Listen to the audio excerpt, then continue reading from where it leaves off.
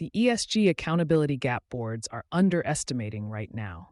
There's a version of ESG governance that looks fine on paper and falls apart the moment anyone looks closely. A sustainability report that was assembled rather than governed. A disclosure that passed legal review but couldn't survive a serious investor question. A board committee with ESG in its name, but no one at the table who can explain what the company's Scope 2 exposure actually is. This is the gap. And right now, heading into the back half of what is shaping up to be the most scrutinized disclosure year in recent memory, it is wider than most boards realize. What investors are actually seeing. The conversation about ESG in the boardroom has shifted, and the shift isn't in the direction most executive teams assume. A year ago, the dominant narrative was about ESG backlash, anti-ESG legislation, retreating pledges, rebranding of sustainability programs. That noise is still out there, but underneath it, institutional investors have been moving in a different direction. They haven't abandoned ESG expectations. They've gotten more specific about them. Longitudinal survey data from U.S. Ether, retail investors and large institutional asset managers show that early enthusiasm has converged around a more pragmatic, risk-first approach. ESG remains influential where risks are concrete and time horizons are clear, but strategies built on presumed investor altruism are increasingly fragile. ESG remains influential where risks are concrete. That's not a retreat from accountability. It's an upgrade in what accountability actually means. Investors who once accepted narrative-heavy sustainability reports are now asking for verifiable data, clear governance structures, and board-level ownership of risk. Only a third of investors surveyed believe the ESG reports they see are of good quality, and less than 40% trust the ESG ratings and scores they receive. Those numbers are striking on their own. The implication for boards is more pointed. The reports most companies are producing are not meeting the standard that the people reading them have set. The governance problem, no one wants to name. Here's what usually happens inside organizations that have an ESG gap. The sustainability team produces the report, legal reviews it, finance signs off on the numbers, the board receives a summary at a quarterly meeting, and everyone assumes that because the process ran, the oversight happened. It didn't. About 24% of companies identify internal corporate silos as a significant barrier to advancing their ESG agenda. That number is almost certainly low because silos are easier to identify in other people's organizations than your own. The more honest version of this conversation is that ESG accountability in most mid to large organizations still lives primarily in sustainability and legal functions, and the C-suite is adjacent to it rather than genuinely integrated with it. 66% of investors say they are more reassured that ESG concerns are managed when a C-suite executive carries direct responsibility, not a sustainability director, not a committee. An executive who can be asked a question in an investor meeting and answer it without a prepared script. Most boards haven't made that distinction, and the investors who are paying attention know it. What the regulatory picture is actually doing. The federal ESG rollback has created a comfortable misreading of the landscape for some executive teams.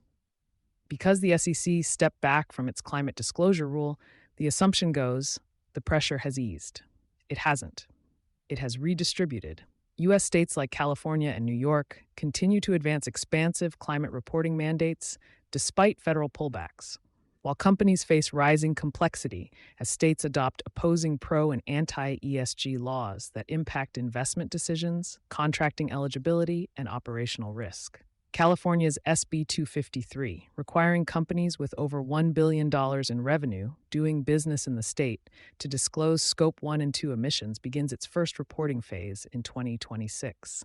That is not a future obligation. It is a current one for thousands of companies that may not have been treating it as such. The stakes for getting ESG right have never been higher, as litigation and regulatory scrutiny of whether companies walk the talk and greenwashing allegations continue to intensify. The legal risk here is no longer theoretical. Directors and officers at companies with meaningful gaps between stated ESG commitments and documented performance are carrying personal exposure that wasn't part of the governance conversation 5 years ago. The proxy season complication. One more variable that is not getting enough boardroom attention. The proxy advisory landscape is changing in ways that cut against passive governance. Glass Lewis announced that beginning in 2027, it will no longer publish a single set of benchmark voting policies and will instead offer customized voting policies on a client by client basis, citing diverging investor priorities regarding sustainability as a key driver. ISS made a similar move, stepping back from blanket ESG voting policies beginning in early 2026. What this means in practice is that the standardized proxy advice boards have used as a kind of floor for ESG governance is being replaced by investor-specific standards.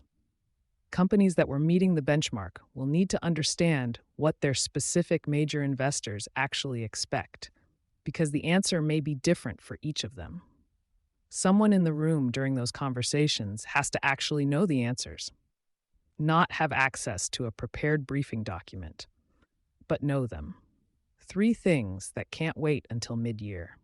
The mid-year window matters because disclosure timelines, investor engagement cycles, and regulatory deadlines converge in a way that makes Q2 the practical inflection point for organizations that are behind. Before June, every executive team should have a clear answer to 3 questions. Who is the named executive responsible for ESG risk, not reporting, risk, and what is their direct line to the board? If that question produces a committee name rather than a person's name, the governance structure needs work. Does the board have a current, auditable view of Scope 1 and 2 emissions, not the sustainability team's view, the board's? If California SB 253 applies to this organization, that's a legal question now, not a reputational one. What would a major institutional investor find if they asked for the underlying data behind the last sustainability report? If the report and the data don't perfectly align, that gap needs to close before proxy season conversations begin. Companies that focus on substance, such as clear governance, defensible disclosures, disciplined compliance, and integrated risk management, will be best positioned to navigate enforcement, litigation, and cross-border complexity. The version of ESG governance that looks fine on paper is the one that doesn't hold up. The one that holds up takes more work. And right now, most boards haven't done it. You've been listening to Sustainability Soundbites by Environment and Energy Leader. For partnership opportunities, please reach out to our team.